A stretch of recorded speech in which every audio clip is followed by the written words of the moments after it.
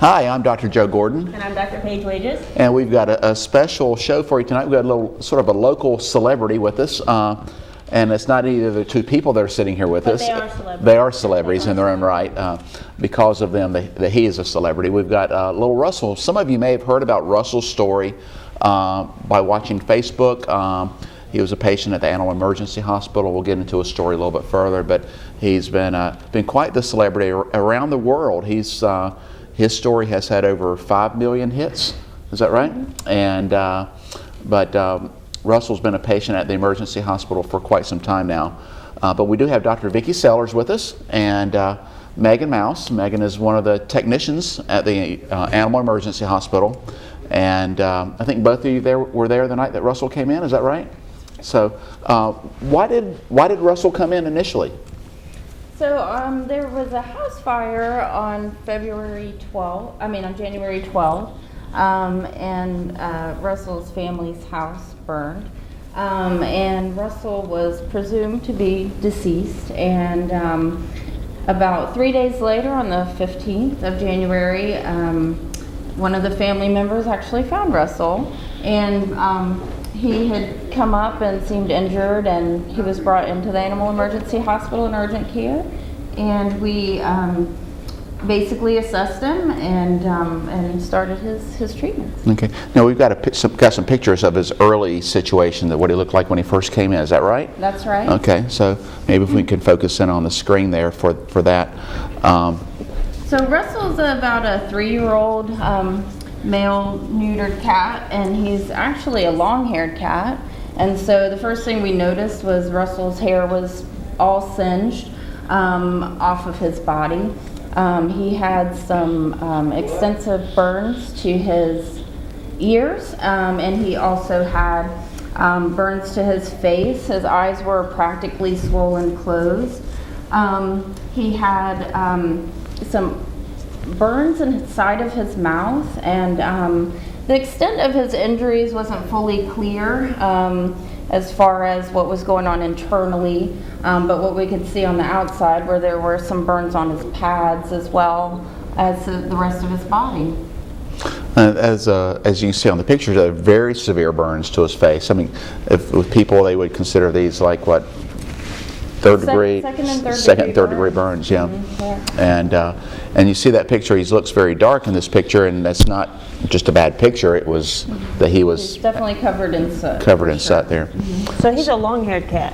He's actually a medium to long-haired cat, and he doesn't have much hair here. He doesn't have much hair left. So he had a lot of burns covering. How much of his body do you think was covered with burns initially? Initially, I thought probably 8 to 10%. Mm-hmm. But as time came on and the wounds became more apparent, it can take over a week for wounds to fully declare themselves after a burn injury, and it turns out probably closer to 20 to 25%. His paw pads have completely sloughed off. He's got these wraps on because he had extensive burns to his legs that weren't actually readily apparent at the time that he came in. So initially, we wanted to get him obviously controlled on some pain medication. He certainly had some issues with wounds in his mouth. We were afraid that he was a bit dehydrated because he hadn't been able to take in food and water. And we wanted to address all of the burns that he had. Certainly, we had obviously what was going to happen with him over time in the forefront of our minds, and we thought he just came in full of personality, meowing and talking, and he came home and he wanted to live, and he was very happy, and so we certainly wanted to give him every opportunity to get better. So this personality that we're seeing right now, the show with Megan, has been there even in the darkest of his. Even in the dark in doing this. Yeah. He's trying to head boob all the staff, even with his burns. Now we see a lot of external issues going on. What about lung damage from being in the fire and such as that? Were there any problems with his with his lungs from the heat of the fire and the smoke inhalation? Yeah, usually when we see like a house fire, even mild fires, the patients don't do well because of the lung damage that happens 1 or 2 days later. Right. Internal injuries are certainly a big concern. What you see outside is very apparent, but what's going on inside can be less apparent. Smoke inhalation and actually the heat of the fire can cause damage to the lungs and can cause fluid accumulation. Russell may have had some of that initially, but when he got to the hospital, he didn't have any signs of fluid accumulation in his lungs. They can also develop complications with carbon monoxide poisoning, and he actually didn't develop any of those symptoms as well, so we were very fortunate in that regard. We did check some blood on him, and cats can develop a fatty liver syndrome called hepatic lipidosis when they don't eat for a few days, and he did have evidence of that. And in this picture you can see that we placed a feeding tube whenever we started some of his treatments. The treatment for hepatic lipidosis is to actually get them started on feeding, get their metabolic processes going back in the right direction. Yeah. And in this picture we see the feeding tube. It's located, the little Looks like an little thing antenna. poking up behind his head. Yeah. And there are some, other pictures of Russell. The bandage that's around his neck in this picture shows basically the bandage that's covering the feeding tube, and that little white cap is what we remove in order to put a syringe on there and feed him kind of a liquid gruel diet. That's a nutritionally balanced diet. What did you make his diet out of during those early stages when he had to be syringe fed the whole time, or tube fed? We used a prescription diet called AD that's really highly digestible, high source of energy for them, and it is easily mixed with water. So we were able to mix that with water down to just a soft gruel that we were able to syringe into the food. And he had the feeding tube in a couple of weeks while his wounds in his mouth healed. He had some sloughing and ulcerations in his tongue, and he certainly was starting to show interest at, a week and a half or so, but not quite ready to eat. And once he started eating on his own, he has not looked back since. He certainly had a great appetite. He lost some weight, since over the course of things, but he's starting to gain that back now at this time. So let's take a break just to mention that the phone lines are open. If you have a question about Russell or the care that was provided Russell, or just a question about your pet there at home, the number for you to call is 919-996-6775. So that number's on the screen there. So please, if you'd like to call and ask a question of Dr. Sellers or Megan about Russell, or any question, that Dr. Sellers is an emergency veterinarian. That's what her whole career has been centered around, is doing emergency veterinary work. So she's an excellent resource tonight to have here about what to do in that emergency situation. So. Okay. I have a question for Megan. Okay. How has it been? Have you been one of his primary caretaker technicians? Yeah. How has it been for you to go through this month-long struggle with him?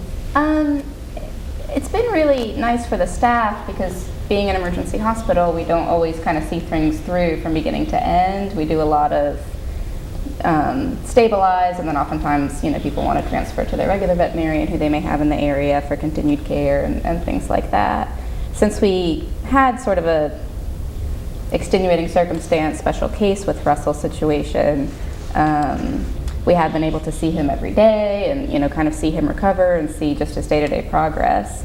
So that's been something that's been really great for the staff, to be able to see something through from the start to the finish, get to know his family as well as we have, and kind of be there for the whole process. It's been really nice. Right.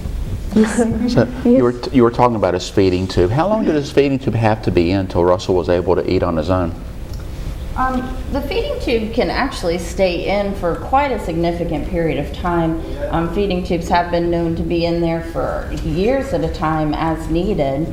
And Russell kept his feeding tube in for probably a few days after he started eating, just to make sure that things were going to go well. And he, like I said, it was probably about 2 weeks that he had the feeding tube in. Okay. Now you mentioned some injuries inside of his mouth. Has his mouth completely healed up at this point in time? His mouth is completely healed. He does have a few little scabs on the side of his outside of his lips that are continuing to heal. But inside, the tongue is completely healed. Around the gums is completely healed. You know, I don't know if I mentioned, but the tips of his ears certainly had some extensive burns, and those had to be amputated. And actually, several times over the course of the past month, he's had 3 different procedures on his ears alone to get all of the unhealthy tissue off. And those have completely healed. He just got his stitches out from that a few days ago. The wounds that are underneath his bandages are doing well, but they're still very open and raw and moist, so we are keeping the bandages in place. But he has several wounds over his body that are actually starting to heal up. This one on his belly here was a very large wound that has contracted down, and he has some scarring. Listen, the contraction of a wound to me is always an amazing process. To have watched patients over the years where they went from a great big wound down to where it was just completely healed. What are some of the techniques that you applied to encourage the healing process of these large burns? Certainly, one of the biggest things that we have to worry about with extensive large wounds is infection, and keeping one of the main jobs of the skin is to keep bacteria from getting inside the body and causing massive infection. And so we have kept these bandages on and his legs wrapped. He's been on antibiotics, and there are several different procedures that we've done to remove the dead tissue. That dead tissue has to be removed in order for the healthy tissue to grow over and heal. And that has been, obviously, in the early stages, one of the main things is he had to be sedated several times in order to remove the dead tissue. Then we've used a combination of creams, silver sulfadizine. We've added actually insulin in there to help actually promote some of the healing and growth. And so it's a combination of creams and wraps, and the body does all the work. We just, kind of help it along as we can. And then a couple of weeks ago, we got a company that produces stem cell products for humans that saw Russell on Facebook, and they decided that they thought that their product could help him. It has been used in veterinary medicine, usually to treat things like hip dysplasia and arthritis. But they thought that it would help with his wound healing, and so there were several applications that were available for us to put on his wounds. One was an actual injection of medication that we put around his eyes, and the other were some topical graft type things that were sutured onto the actual wounds, and those are used to promote healthy cell production and the healing. But the body does the bulk of the job, and we just help it along as best we can, try to prevent any kind of complications from developing secondary to the amount of tissue that has been affected in Russell.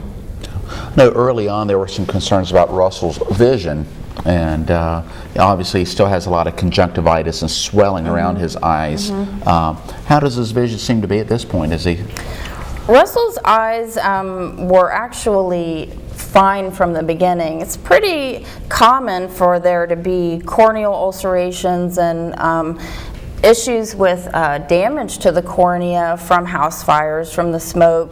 Animals don't protect their eyes very well whenever they're just trying to, in a survival situation and trying to get out. But I think that the fire kind of caused his eyes to be swollen almost completely shut, and that caused a good result in that his eyes were well protected. So his eyes actually didn't have any wounds or injuries to them except for externally on the lids. And so his vision has actually been fine. As the skin around his eyes and his eyelids were healing, there was less and less inflammation. He was able to open his eyes better. One of our big concerns right now at this moment with him and his healing is, as you mentioned, we've got a lot of swelling of the soft tissues around the eyes, and the wounds that are over his face, over his eyelids, are contracting down. As the skin heals, it contracts together and causes scar tissue. And the scar tissue is actually causing a drawing up of his eyelids away from being able to blink properly and protect his eyes. And so we're doing some topical treatments, vitamin E and a product called Colisate, to try to minimize some of that scarring. But he may have to have surgical procedure in the future once we see once the tissue is finally healed above his eyelids, to see what we can do about releasing some of that scar tissue and allowing him to be able to blink. But because the eyelids have been pulled up, he does have that conjunctival swelling you were noticing, and a combination of he's actually been itching, and so he was pawing at his eyes more, so he's got the cone of shame on right now, whenever we're not actively treating him and giving him loving. But he's got the Elizabethan collar on to prevent him from pawing at the eyes, and the eyes are actually looking a little bit better since we've put that on. But we're probably looking at potentially another surgery he'll need in order to kind of help those lids as they are contracting. You'd mentioned one of the products you used was sort of like a graft that you sewed on. Has he actually had to have any skin grafts to help any of his wounds to heal? So far, he hasn't had to have any actual skin grafts, and he still may have to have some. He's got a couple of wounds on the hock area, which is kind of probably like the ankle area on his this area here, and I've got a picture up of the hock area. That area was burned severely, total 3rd-degree burn, all the way down to the white part that you're seeing there is actual tendon itself. And so that area is our biggest concern for a potential for a graft. Now this picture is several days old, and the pink fleshy tissue is called granulation tissue, and that tissue is actually covering a significant more amount of that area.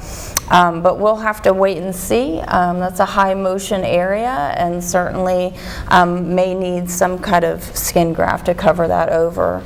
But we will need to wait, a little bit longer, allow the skin to continue healing and contracting down to see how much of that wound will be able to be covered by his own healing process. And I suspect you want to have a complete granulation bed before you try to put a graft over the top of it. Yeah, the granulation bed is basically a lot of tissue that has a big blood supply to it, and so the body, as it's scarring, will put that down so that skin that's growing back over that area will have the nutrients that it needs to grow and continue to heal over. And a nice granulation bed is vital to a skin graft, because it's basically like a transplant of skin, and you need that blood supply in order for that graft to take hold and heal. Okay. Now, you mentioned blood work early on. Did Russell have any problems other than the hepatic lipidosis, like kidney damage or anything such as that? He did not have any kidney damage. His blood protein levels were low, which is common in extensive burn injuries. Another job of the skin is to keep fluid in where it needs to be, and with a lot of fluid leakage from the wound area, he lost some protein in that, and that's a pretty common thing to happen. And so his blood protein levels dropped down. Additionally, we noticed that he was having an increased respiration rate.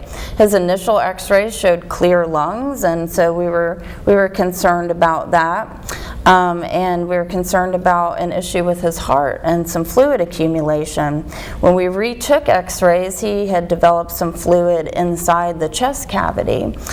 So we got an ultrasonographer to come in and do an echocardiogram to look at his heart and see what was happening. And it appears that Russell does have an underlying heart condition called hypertrophic cardiomyopathy. That is a heart condition that's fairly common in cats. We think up to this point that Russell had been asymptomatic for that. He hadn't had any issues with that. But a combination of low protein levels and a mild underlying heart condition kind of resulted in some fluid accumulation in his chest. And so he has been started on heart medications. He has been started on diuretics to kind of keep those fluid levels down.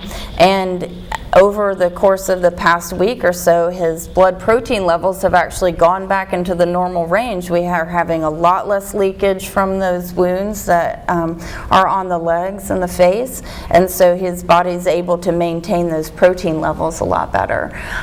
So he's actually got still some fluid in his chest, but it's minimal, and we're managing that. He gets checked daily for fluid accumulation, and his drugs are adjusted according to what is happening with his body.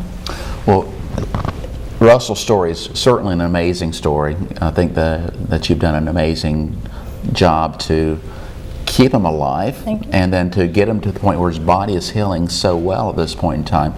Megan, I know that you've been sort of responsible for chronicling his odyssey, right? Yes. And a lot of it is on Facebook. If our viewers wanted to go and learn more about Russell and see and keep track of his process, his journey, how would they get to that? We do have a business Facebook page. It's Animal Emergency Hospital and Urgent Care, and we've pretty much been tracking his story since the very beginning when he first came in. The family had been through so much with the fire and everything, and we actually kind of reached out to the community to see if we could get a little bit of support for Russell, and then the next thing we knew, it had gone global. We had people following from, I think the last count was over 50 countries and every state in America, and it got really popular really quickly. Well, and just that request for some assistance with his care has been it's been overwhelming, really, hasn't it? Absolutely overwhelming. We had to actually stop because we were getting more donations than we were afraid we were going to have more than we would need for his care. So we kind of had to redivert it to our Good Samaritan Fund because it was just so much. Well, it is quite an amazing story. So, Facebook page, Animal Emergency Hospital and Urgent Care, is where you can continue to follow Russell's story, and I'm sure there will be a lot of information out there. I think it was interesting, we were talking before the show too, not only has there been an outpouring of support through contributions and such, but also just sort of, Russell's developed quite a fan club, hasn't he? He gets probably at least a dozen letters a day, cards, pictures. A very sweet little girl named Bella donated her tooth fairy money. She mailed it in. He gets care packages. This is a handmade blanket from a group that found him on Facebook. He's had several beds and several blankets made for him. He got toys. 2 cans of Friskies. We're doing it, and just like he's a celebrity. He's a celebrity. So. He's very well loved by a lot of people. So, well, it's amazing, and I understand y'all got some Valentine's cookies and things like that to help out with. The staff has gotten a little spoiled as well, which has been really nice. A lot of people have been, also just commenting on the care he's received, so that's been very nice for us too. Well, we really appreciate the work that you've done for Russell and the whole team at Animal Emergency Hospital, and not just for Russell too, but for being a team that is there at all hours of the night, on the holidays, on the weekends, whenever our pets have a need, that you're always there and providing excellent care for the pets that come in the door. So we do thank you for that, and thank you for sharing Russell's story with us tonight. Certainly a very exciting story, and we look forward to seeing him again someday when he's completely healed, and maybe his mom can come back with us too. Yeah. Okay. Thank you for having us. Okay. Thank you for watching, and we look forward to seeing you the next time here on the Healthy Pet Show.